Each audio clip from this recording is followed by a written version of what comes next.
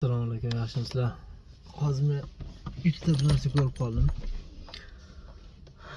Hozir shunday narsa aytaman, u haqda o'ylamaslikka harakat qilinglar. Svarka haqida, svarka qilish, svarkaga oid narsalar haqida o'ylamanglar. Rasm ko'rsataman, shu rasmni qaranglar, baho berasizlar. Ammo bitta sharti, shu svarka haqida o'ylaysizlar.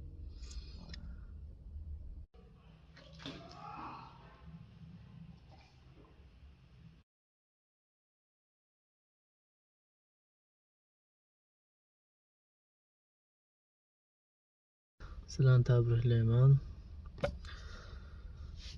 Sinovdan muvaffaqiyatli o'tdinglar deya olmayman, chunki svarka haqida o'ylamanglar deganimdan keyin har xil rasmni ko'rsatgan bo'lgan taqdirimda ham, gulni ko'rsatganimda ham ichingizda hech bo'lmasa bir 5 marta takrorlagansiz svarka haqida o'ylamayman deb.